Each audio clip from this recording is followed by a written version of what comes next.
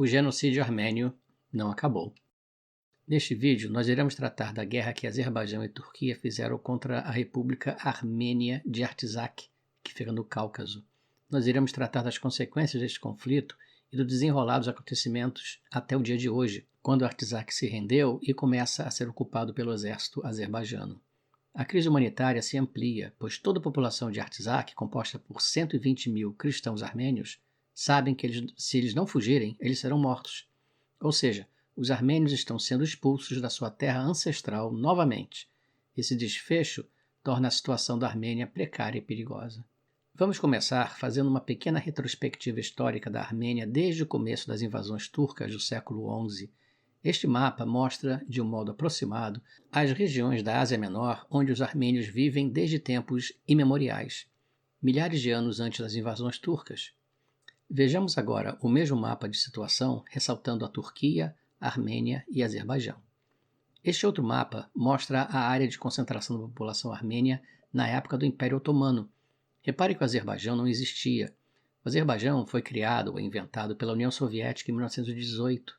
O mapa mostra também a localização da Armênia da atualidade, região onde os armênios conseguiram refúgio, fugindo do genocídio armênio perpetrado pelos turcos, 100 anos atrás. Este mapa mostra o que seria o mapa político na época da União Soviética. A região em amarelo era o Oblast, ou a província, de Nagorno-Karabakh, que os soviéticos resolveram deixar na República Soviética do Azerbaijão. Os soviéticos eram contra o cristianismo, logo, eles resolveram separar os armênios, predominantemente cristãos. Agora, a região dentro da linha vermelha indica a região com a maioria populacional esmagadoramente armênia. Esse é o território ocupado pela República de Artsakh, que declarou independência em 1994. Claro, o Azerbaijão nunca aceitou isso. Mas a pergunta que eu faço é, onde está a autodeterminação dos povos? A maioria da população de Artsakh votou em um plebiscito pela sua independência. Agora esse outro mapa mais completo, mostrando a República de Artsakh e o antigo Oblast, a província soviética de Nagorno-Karabakh, em amarelo. As regiões em amarelo, fora da linha vermelha, eram controladas pelo Azerbaijão, mas reivindicadas pela República de Artsakh. As regiões com listras verdes correspondem a territórios fora do antigo Oblast de Nagorno-Karabakh, controlados pela República de Artsakh, desde a dissolução da União Soviética até a guerra em 2020. Em 2020, Artsakh foi atacada pelo Azerbaijão com apoio declarado e efetivo da Turquia. Esperava-se que a Rússia fosse mediar o conflito. A Rússia enviou tropas, mas que ficaram apenas olhando enquanto o moderno exército turco-azerbaijano derrotava o pequeno e ultrapassado exército de voluntários de Artsakh. No acordo imposto pela Rússia, ela forçou os armênios a entregarem a maior parte da sua terra natal em Artsakh ao Azerbaijão, em um período de apenas 3 meses, forçando todos os armênios que viviam nessas regiões a partir. O presidente turco Erdogan celebrou a vitória da Razia. No Islã, Razia refere-se a uma batalha ou ataque contra não-muçulmanos, visando a expansão do território muçulmano e conversão dos não-muçulmanos ao Islã.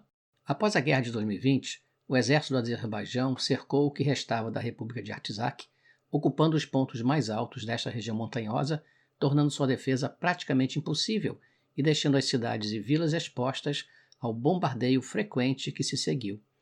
A única forma de contato entre a Armênia e Artsakh era através do corredor de Lachin, uma estrada sinuosa através das montanhas, indicada por um traço azul no mapa. As tropas de paz da Rússia deveriam proteger a população de Artsakh, bem como garantir o transporte entre Artsakh e Armênia através do corredor de Lachin. Nada disso aconteceu.